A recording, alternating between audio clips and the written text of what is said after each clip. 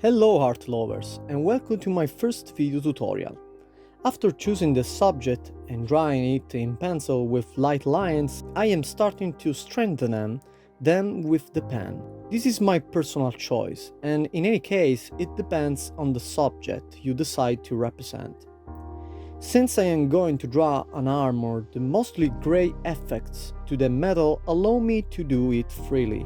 Once the color have passed, they will no longer be noticed and will blend with the rest. I start to pass the pen on the edges because it is important to find the outlines to know what space we are moving in. It is essential to orient yourself. Furthermore, by doing so, I begin to study and learn more and more confidence with the shapes of the subject.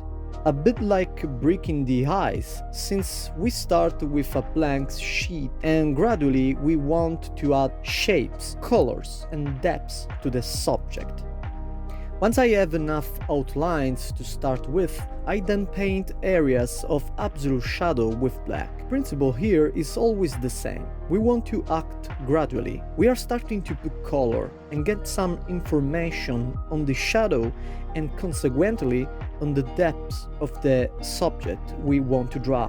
When I paint, I always try to move with simple shadows, shaded or monochromatic areas.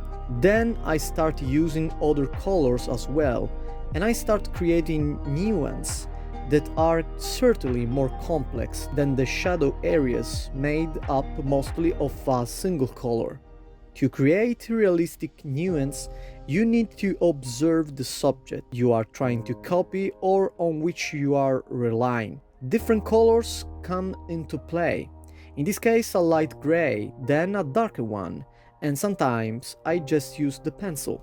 To get the nuance, it is important how you move the color, the direction you use, because the variation of the lines, the interweaving, and the pressure difference in combination with the colors will create different effects depending on what you need.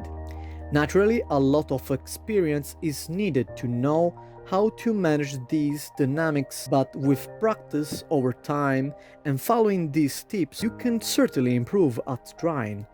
In the case of this drawing, the armor appears mostly gray, although in some areas, to give the effect of reflection, I have used other colors that break the shade of gray. I noticed while drawing that there were reflections with shades of yellow, orange, pink, blue and purple.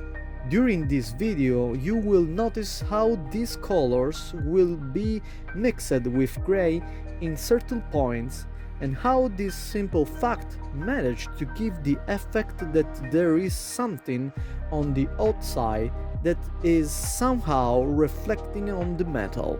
In this case, however, there does not seem to be anything close and thereof the color reflections are vague. You don't see clear elements. Sometimes, though, it may not be so, as I have represented in other armors that I have drawn on my channel, and I will put the link of the videos that show clear reflection on the armor below in description. My way of coloring is mostly made up by professional pencil color, namely Prismacolor. These do the bulk of the work, but to give a realistic effect, I also add the pen to outline the shadow lines or even create entire nuances areas.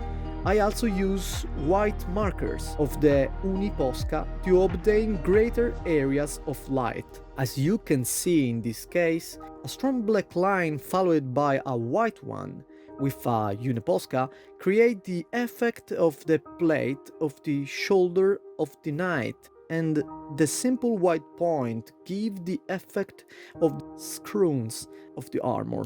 It is important to know that if you use a white Uniposca over time, the hue will tend to turn yellow.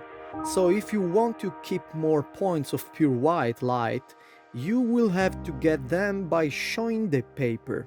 I learned from drawing armor and observing the metal that a distinguished characteristic of it is that has sharp color changes.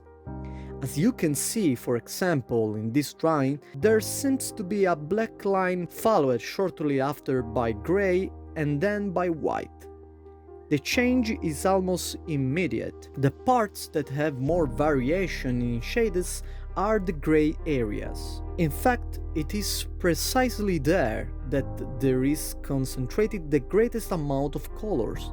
There is light gray, a dark gray, a very dark gray, and in some points, in addition to these shades of gray, there are the colors I mentioned earlier, namely the pink, orange, purple, etc.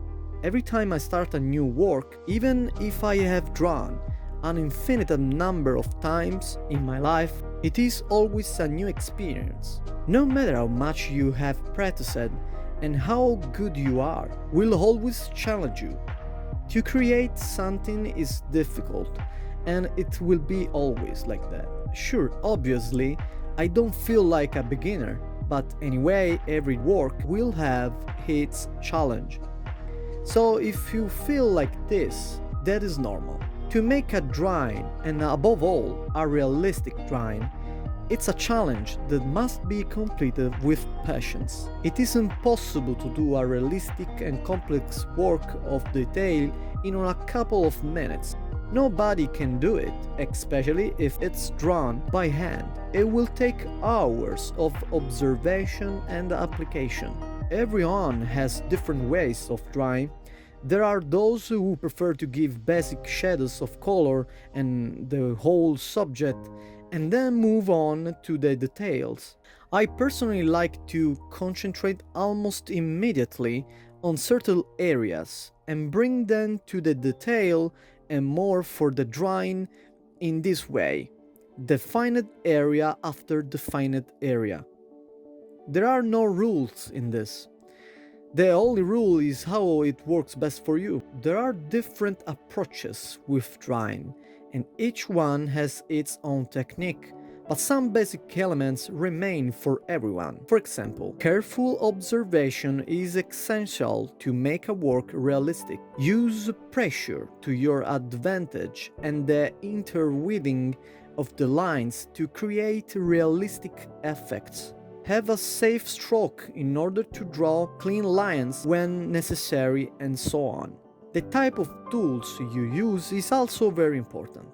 If you want to do a professional and realistic work with pencil colors, it is necessary to use professional colors, because not all pencil colors will be able to give you the effect you are looking for. A characteristic that in fact most distinguishes a professional pencil color from a scarce one is their ability to blend.